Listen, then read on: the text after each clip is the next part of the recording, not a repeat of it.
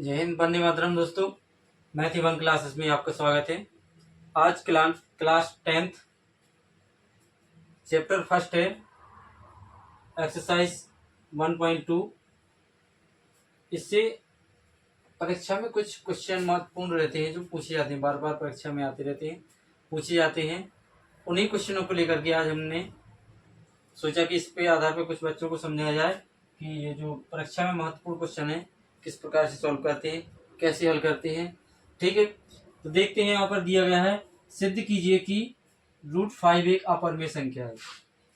और दूसरा क्वेश्चन दे रहे हैं, सिद्ध कीजिए कि 3 + 2 √5 एक अपरिमेय संख्या। क्वेश्चन दोनों सेम है, सिर्फ संख्याओं चेंज है, संख्या चेंज है, मेथड वही लगना है, वेरीफाई वही करना है, सिद्ध करना है।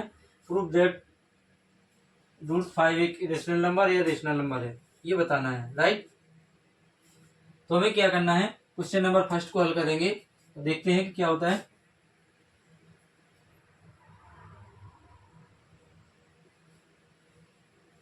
फर्स्ट का हल करेंगे। यहां पर लिखेंगे, माना कि √5 एक परमेय संख्या है, परमेय संख्या है। ठीक है दोस्तों, हमने मान लिया कि √5 है जो एक परमेय संख्या है। ठीक है, अब उसमें हमें प्रूफ ये करना है कि अपरमेय है या परमेय, लेकिन हमने मान लिया कि एक परमेय संख्या है।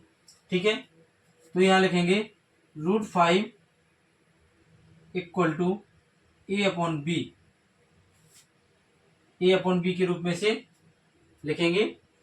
और जहां a और b सह अभाज्य हैं, सह अभाज्य हैं। ठीक है, ए और बी सह अभाज्य हैं, लेकिन ए और बी सह अभाज्य हैं दोनों। ठीक है, क्यों? क्योंकि जो इससे होता है, यह जो संख्या होती है वो सिर्फ 1 से डिवाइड होती है। क्यों? जैसे हमने कोई संख्या है 25 है, इसमें क्या करेंगे, अगर 5 से डिवाइड करेंगे तो कितना हो जाएगा, 5 बार चला जाएगा। ठीक है ना, अगर हम 5 में भी करेंगे, 5 में भी करेंगे तो कितनी बार जाएगा, 1 टाइम जाएगा।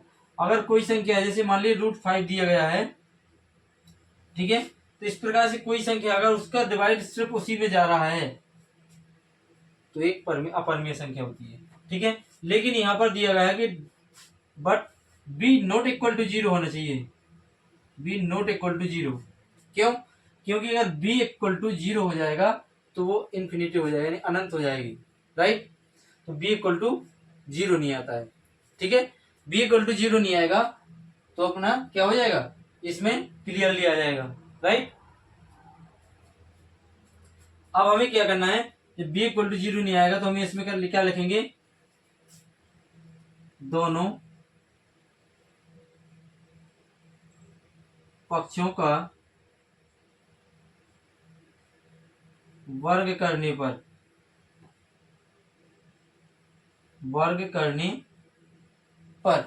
ठीक है दोस्तों, हम क्या करेंगे कि दोनों साइड हैं, बीच में बराबर का चिन्ह लगा है, इन दोनों साइडों का वर्ग कर देंगे। तो √5 का वर्ग कर देंगे और इधर a/b का स्क्वायर कर देंगे। ठीक है दोस्तों, समझ में आया, क्लियर है? जहां भी डाउट हो रहा है वहां पर बताना है, कमेंट करके बताना है। ठीक है, कि यहाँ पर अभी डाउट है। राइट, तो यहाँ पर क्लियरली है कि √5 है जो स्क्वायर हो गया और इस साइड भी स्क्वायर हो गया, तो इसका क्या हो जाएगा, स्क्वायर से रूट कैंसिल हो जाता है। यहाँ पर देखेंगे तो यहाँ पर बचेगा 5 और यहाँ पर क्या हो जाएगा, a²/b²।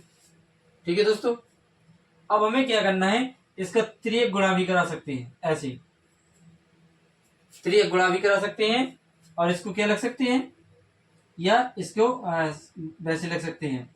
तो यहाँ पर कितना हो जाएगा, 5b² = a², तो b² = a²/5, ऐसे भी हमको लिख सकते हैं इसको। ठीक है दोस्तों, इस प्रकार से लिख सकते हैं। जहां पर क्या होता है कि अगर a इक्वल टू कोई वैल्यू रख दी जाती है, a इक्वल टू यानी 5 वैल्यू रख देते हैं, a इक्वल टू 5, तो ये इक्वल टू 5 हो जाएगा। तो यहाँ पर क्या है, a का स्क्वायर है तो 5 का स्क्वायर अपॉन 5 हो जाएगा। ठीक है दोस्तों, 5 का स्क्वायर अगर 5 से डिवाइड है तो अगर स्क्वायर भी काट दे तो भी वो संख्या किससे, उससे डिवाइड हो जाएगी। तो ऐसे भी काटेंगे तो भी वो डिवाइड नहीं चला जाएगा, भाग चला जाएगा, विभाज्य हो जाएगी। और अगर उसका स्क्वायर भी है, जैसे स्क्वायर कर देंगे तो 25/5 आ जाएंगे, 5 से भी काटेंगे तो भी वो विभाज्य हो जाएगी। यही अपरमेय परमेय अपरमेय को वेरीफाई करना पड़ता है।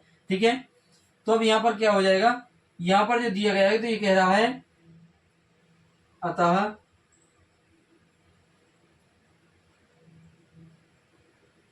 ए स्क्वायर 5 से विभाज्य, ए स्क्वायर 5 से विभाज्य। ठीक है दोस्तों, जब ए स्क्वायर 5 से विभाज्य है तो B equal to B A clear हो जाएगा। ठीक है, तो हम लिख सकते हैं ए और बी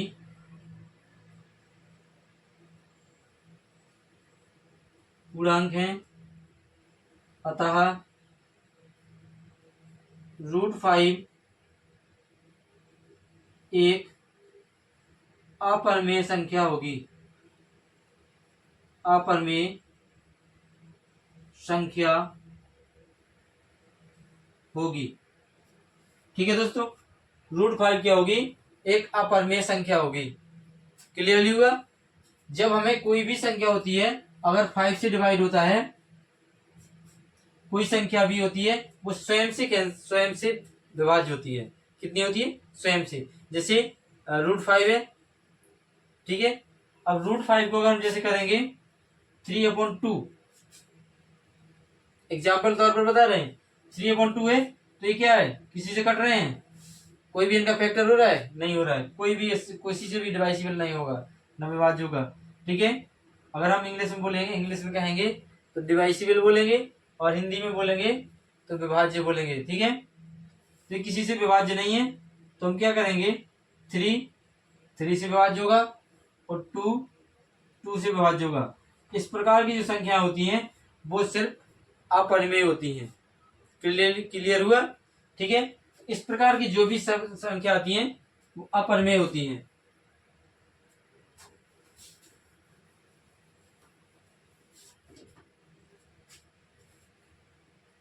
तो इस प्रकार से कोई भी ऐसी क्वेश्चन दिए जाते हैं और उसमें संख्या चेंज करके, कभी यहाँ पर जैसे √5 है यहाँ पर √3 भी कर दिया जाता है और एग्जाम में पूछ लिया जाता है कि यह अपरिमेय संख्या है, सिद्ध कीजिए। उसको प्रूफ डेट करके अपन को परीक्षा में सॉल्व करना है और बताना पड़ता है कि परमेय है कि अपरिमेय है। इसी प्रकार से जैसे दूसरा क्वेश्चन दे रहे हैं, दूसरा क्वेश्चन है 3 + 2√5 एक अपरिमेय संख्या है। देखो इसकी जगह पर, इसके स्थान पर सिर्फ ये चेंजिंग है, यहाँ पर √5 है, इसकी जगह पर थोड़ी संख्या बढ़ा दी गई है। ठीक है, इसी प्रकार से परीक्षा में पूछ लिया जाता है।